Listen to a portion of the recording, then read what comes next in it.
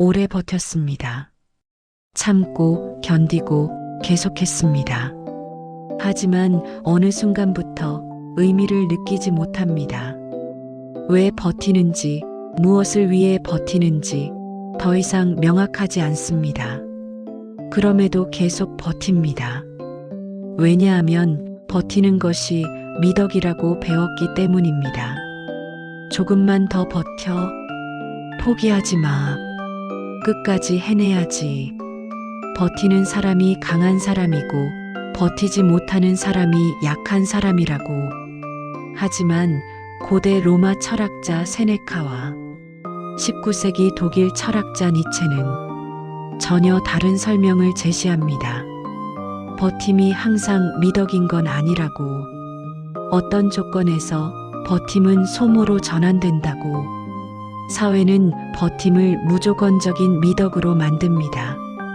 직장에서, 관계에서, 일상에서 버티는 것이 책임감이고, 버티는 것이 성실함이고, 버티는 것이 성숙함이라고. 그래서 버티지 못하면 죄책감을 느낍니다. 내가 약한가? 내가 끈기가 없는가? 버팀은 도덕화됩니다. 버티는 것 좋은 것, 그만두는 것 나쁜 것. 이 등식이 만들어지면 선택은 사라집니다. 버티는 것만이 유일한 선택지가 됩니다. 세네카는 이렇게 말했습니다. 목적 없는 인내는 미덕이 아니라 시간의 낭비다. 세네카는 삶의 자원이 유한하다고 봤습니다. 시간, 에너지, 의지, 이 모든 것은 한정돼 있습니다. 그래서 어디에 쓸 것인지 선택이 필요합니다. 의미 있는 곳에 쓸 것인지, 의미 없는 곳에 쓸 것인지, 성장하는 곳에 쓸 것인지, 소모만 되는 곳에 쓸 것인지. 세네카는 삶의 짧음에 대하여에서 이렇게 썼습니다. 삶은 짧지 않다. 우리가 그것을 낭비할 뿐이다. 버팀도 마찬가지입니다. 버티는 것 자체가 문제가 아니라 무엇을 위해 버티는지가 문제입니다. 목적이 명확하면 버팀은 의미가 있습니다. 하지만 목적이 사라졌는데도 계속 버티면 그건 인내가 아니라 자원의 낭비입니다. 니체는 다른 각도에서 봅니다. 니체는 삶을 힘의 확장으로 봤습니다. 삶은 성장하고 확장하고 의미를 만들어가는 과정이라고. 그래서 버팀도 이 확장과 연결돼 있을 때만 의미가 있습니다. 버티는 과정에서 무언가를 배우고 무언가를 얻고 무언가를 성장시킬 수 있을 때, 그때 버팀은 의미가 있습니다. 하지만 버텨도 아무것도 나아지지 않고 아무것도 배우지 못하고 아무것도 얻지 못한다면 니체는 묻습니다. 왜 버티는 겁니까? 니체는 이렇게 말했습니다. 삶을 확장하지 못하는 버팀은 생을 약화시킨다. 언제 버팀은 미덕이 아닌가? 첫째, 목적이 사라졌을 때입니다. 처음에는 목적이 있었습니다. 이루고 싶은 것, 얻고 싶은 것, 바라는 것. 그 목적을 위해 버텼습니다. 하지만 시간이 지나면서 목적이 흐릿해집니다.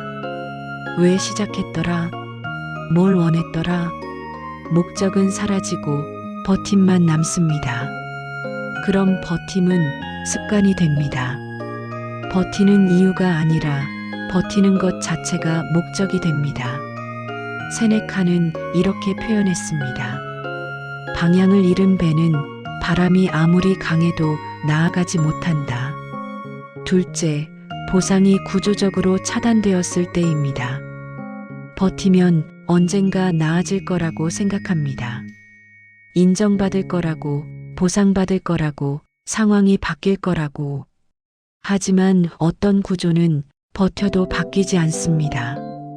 아무리 노력해도 시스템이 막혀 있으면 결과는 나오지 않습니다.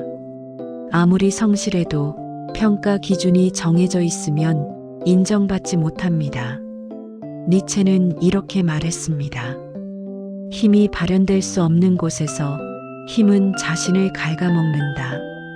버티는 것이 성장으로 이어지지 않고 소모로만 이어진다면 그건 미덕이 아니라 자기 파괴입니다. 셋째, 버팀 자체가 정체성을 갉아먹을 때입니다. 버티다 보면 자신을 잃습니다. 나는 버티는 사람이야. 이 정체성이 강해지면 다른 선택을 할 수 없게 됩니다. 버티는 것 외에 다른 방법을 생각하지 못합니다. 중단하거나 전환하거나 떠나는 것. 이런 선택지는 생각조차 하지 못합니다. 왜냐하면 나는 버티는 사람이기 때문입니다. 세네카는 이렇게 표현했습니다. 과거의 선택이 현재의 감옥이 되는 순간이 있다. 버티기로 한 선택이 이제는 당신을 가둡니다. 버팀은 계속함이 아니라 선택이어야 합니다. 매일 묻는 겁니다. 왜 버티는가? 무엇을 위해 버티는가? 버팀이 나를 어디로 데려가는가?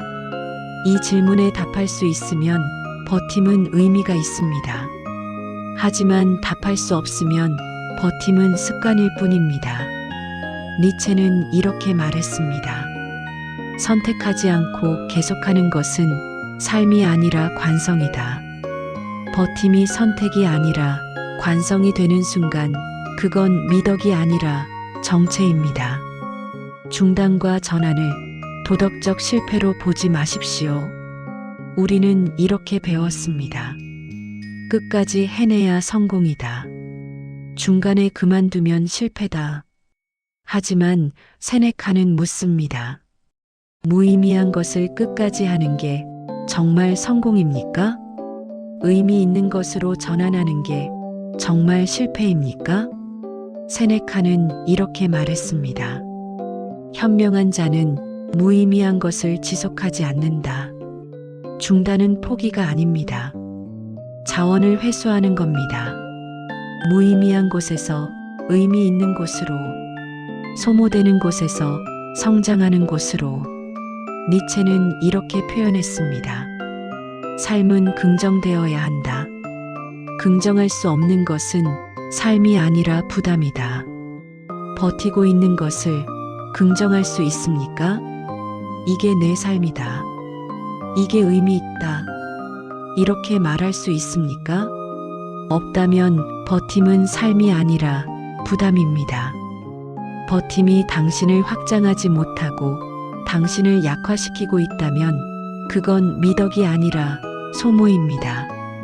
버팀을 부정하지 마십시오. 버팀은 여전히 중요합니다. 어려운 시기를 견디고 힘든 순간을 넘기고 목표를 향해 나아가는 것. 이것들은 의미가 있습니다. 하지만 미화하지도 마십시오. 버팀이 모든 상황에서 모든 순간에 항상 옳은 건 아닙니다. 세네카는 이렇게 정리합니다. 미덕은 조건에 따라 다르다. 무조건적인 미덕은 없다. 버팀도 마찬가지입니다. 목적이 있고 의미가 있고 성장이 있을 때 버팀은 미덕입니다. 하지만 목적이 사라지고 의미가 없고 소모만 있을 때 버팀은 미덕이 아닙니다. 버티는 게 미덕이 아닌 순간이 옵니다. 그 순간은 당신이 약해서가 아닙니다. 목적이 사라졌거나 구조가 막혀 있거나 버팀 자체가 당신을 갉아먹고 있기 때문입니다. 니체는 이렇게 말했습니다. 삶을 긍정할 수 없다면 그것은 삶이 아니다. 세네카는 이렇게 말했습니다. 목적 없는 인내는 시간의 낭비다. 버팀이 당신을 확장하고 있습니까? 아니면 약화시키고 있습니까? 버팀이 선택입니까? 아니면 관성입니까? 당신이 약해서 흔들린 게 아닙니다. 버팀이 더 이상 미덕이 아닌 순간이 온 것일 수 있습니다.